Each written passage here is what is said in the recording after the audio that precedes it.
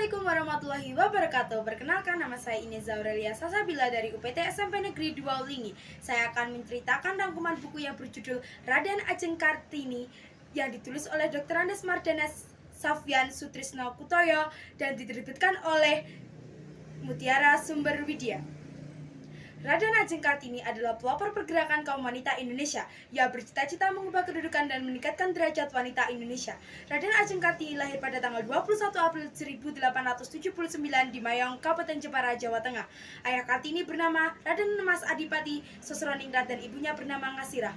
Raden Ajeng Kartini merupakan anak kelima dari 11 bersaudara. Raden Ajeng Kartini memulai pendidikannya pada umur 7 tahun di sekolah kelas 2 Belanda, dan ayahnya juga mendatangkan guru bahasa Jawa, adat istiadat, dan guru agama. Namun, Raden Ajeng Kartini harus berhenti sekolah setelah tamat SD sekitar tahun 1890. Beliau berhenti sekolah karena harus dipingit. Menurut adat waktu itu, gadis yang sudah berumur 12 tahun memang harus dipingit karena dianggap sudah dewasa dan tidak boleh bebas seperti biasanya. Di masa pingitan, Raden Ajeng Kartini merasa kesepian. Ia sebenarnya gadis yang pintar, suka belajar, gemar membaca, dan tidak mudah putus asa. Kakak Raden Ajeng Kartini, Raden Mas Sosroningrat, mengetahui hal itu. Ia memberikan perhatian kepadanya. Ia memberikan buku-buku bacaannya kepada Kartini untuk menambah pengetahuan. Raden Ajeng Kartini berkirim surat kepada teman-temannya yang ada di Belanda agar ia lancar bahasa Belanda dan mendapatkan pengetahuan baru. Surat-surat yang ia kirim itu berisi tentang jiwa perjuangannya untuk kebebasan kaum wanita dan kemajuan pendidikannya. Selanjutnya, surat itu dikumpulkan dan diterbitkan dalam buku yang berjudul Habis Gelap Terbitlah Terang oleh sahabatnya yang bernama C.H. Abendon. Pada tahun 1898, Kartini dibebaskan dari pingitan oleh orang tuanya. Ia dibebaskan karena sudah dilamar oleh Bupati Rembang yang itu, Raden Adipati Djayadiningrat. Pada zaman Raden Ajeng Kartini, kedudukan wanita Indonesia sangat terbelakang. Mereka mempunyai kewajiban tanpa hak. Pada waktu itu, wanita yang pandai bahasa Indonesia dan bahasa asing sangat sedikit. Oleh karena itu, Kartini bertekad untuk mewujudkan cita-citanya. Ia berjuang melawan adat lama dan meminta perhatian dari pemerintah Hindia Belanda.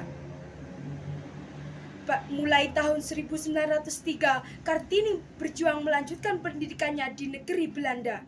Ia mengirimkan permohonan kepada anggota-anggota parlemen di negara Belanda agar ia mendapatkan beasiswa. Hal itu membutuhkan waktu yang lama. Sebelum itu, Kartini mendirikan sekolah bagi gadis-gadis yang ada di Kabupaten Jepara.